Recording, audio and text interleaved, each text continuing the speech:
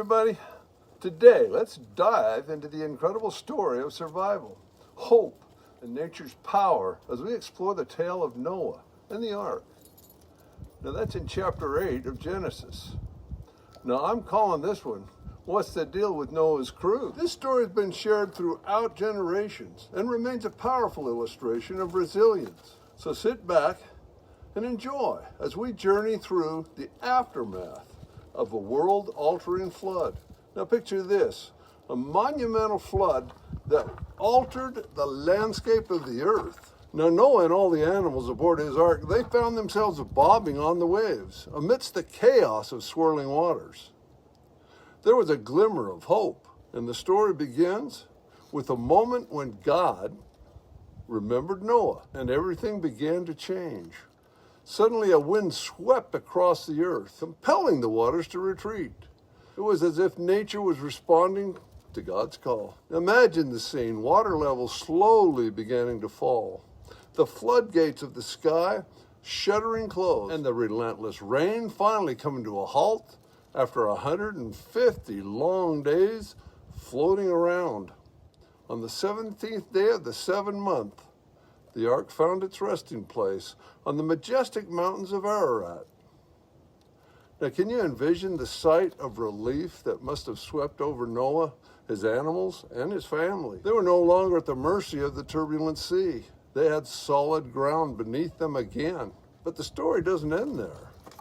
The retreating waters continued their descent. And by the first day of the 10th month, the tops of the mountains emerged like islands from a sea of chaos.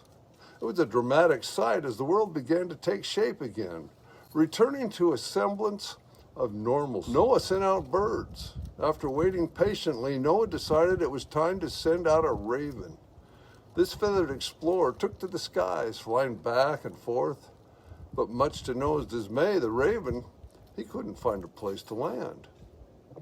And the reason why is simple. There was still plenty of water everywhere. So after restless flying, the raven eventually returned empty-handed. Now the next step was to send out a dove, another envoy, in this quest for knowledge. Noah wanted to see if the earth was starting to dry out. With hope in his heart, he opened that window in the ark once more and sent out the dove. Unfortunately, it couldn't find anywhere to rest. And before long, it too returned to Noah, finding refuge back in the safety of the ark. Now, after a little more waiting, mixed with a lot of anticipation, Noah decided it was time to try again. He released the dove once more, and this time he was filled with hope.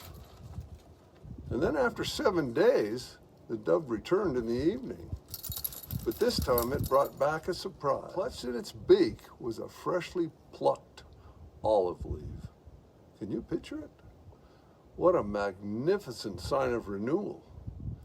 Noah realized in that moment that life was returning to the earth and that the waters had receded significantly.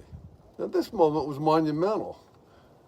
The olive leaf, which was an emblem of peace, hope, and new beginnings, well, it indicated that vegetation was starting to flourish again, a vital sign that the world was healing. Noah decided to wait yet another week before sending out the dove for one last time. The excitement must have been palatable. However, this time when he released the dove, it didn't return. It was a clear sign that nature was coming back to life. The dove had found its new home outside of the ark, signifying that the world was at last ready to support living beings once more. The story goes beyond just the physical landscape. It symbolizes hope for humanity after a catastrophic event that nearly wiped out all life. Only Noah and his family remained, living in a world that seemed to be largely forgotten. But then in a moment of divine remembrance, God shines a light on Noah, showcasing his mercy and ongoing commitment to humanity's future. Now think of this revival as more than just the earth getting back on its feet. It serves as a powerful metaphor for healing. Just like the land that can bounce back after a storm, our troubled hearts can also find renewed life. Life can be challenging, and there are times when we feel like we're surrounded by chaos on dry ground. But here's the bright side. Just as the earth is capable of revitalization, so too are our spirits, even when times seem darkest. So what do we take away from Noah's experience? It's a rich story with themes of patience, perseverance, and the indomitable spirit of life. It speaks to us about how nature can, despite turmoil, reclaim and rejuvenate itself. Just as Noah awaited the right moment to emerge from the safety of the ark, we too are reminded that great things come to those who wait. And that hope can thrive in the most uncertain circumstances. The tale of Noah isn't just about a flood or an ark filled with animals. It's a powerful reminder of resilience and faith. It teaches us to look for those olive leaves in our own lives, symbols of hope, renewal, and the beginning of something beautiful. So whenever you face challenges, remember that even after the biggest storm, the light will eventually come through. Now, thank you for joining me on this journey through the remarkable story of Noah and the ark.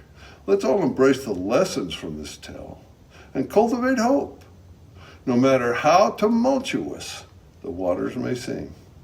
But wait now, is this a made-up story? Just to make a point? Or is it a combination of regional floods and combining legend? Or am I saying this story's real? Well, you check out next week, because I'm going to be leaving the Bible behind and I'm going to be digging into applicable science.